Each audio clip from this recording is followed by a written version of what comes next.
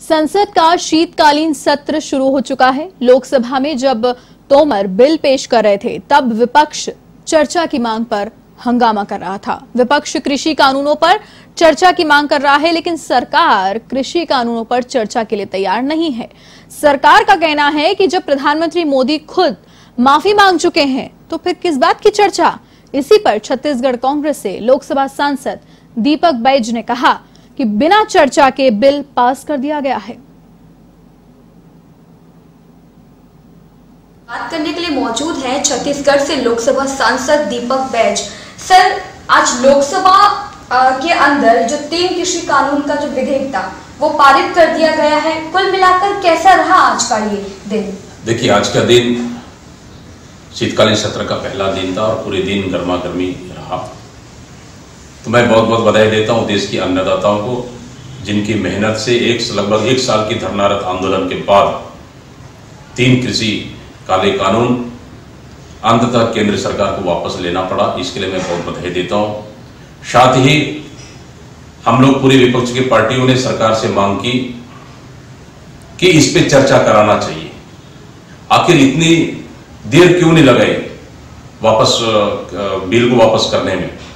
और रही बात, क्या बिल वापस करने के साथ ही जिस तरह से किसानों के लखीमपुर खीरी में जो केंद्रीय राज्य मंत्री के बेटे ने जिस तरह से किसानों को कुचला है, क्या उस पर कार्रवाई होगी? क्या एमएसपी कानून लाएगी?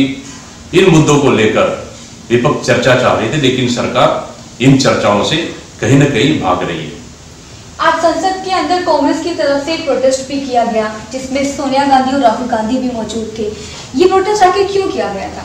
देखिए, वास्तव में आज गांधी स्टेचू के सामने हमारे राष्ट्रीय अध्यक्षा माननीय सोनिया गांधी जी, माननीय राहुल गांधी जी के नेतृत्व में कांग्रेस संसदीय दल का धरना हुआ है, ताकि इस सरकार को सिर्फ कृषि बिल वापस लेने से ही नहीं, बल्कि किसानों से संबंधित अन्य मांगे जैसे एमएसपीओ और लखीमपुर की घटना की जांच होनी चाहिए, कार्रवाई होनी चाहिए। इस मामले को लेकर हम लोग 1 दिवसीय धरना दिए और सदन के बाहर और सदन के अंदर आने वाला समय में भी हम केंद्र सरकार के साथ हमारी लड़ाई, कांग्रेस की लड़ाई जारी रहेगी।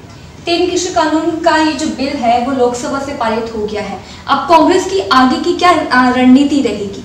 देखिए, अभी भी किसान धरना इस तरह से हटने को तैयार नहीं है। किसान कह रहे, किसान नेता कह रहे हैं, किसान कह रहे हैं कि हमारा धरना जारी रहेगा।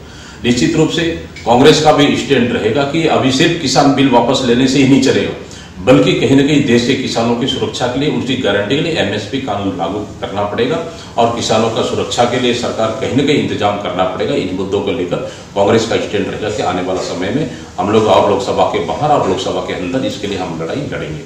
चलिए, बहुत बहुत धन्यवाद हमसे बातचीत करने के लिए। तो बिल्कुल जो किसानों की आवाज है वो ना सिर्फ सड़क से सुनाई देगी, बल्कि सड़क से लेकर संसद तक किसानों की आवाज कांग्रेस की तरफ से उठाई जाएगी।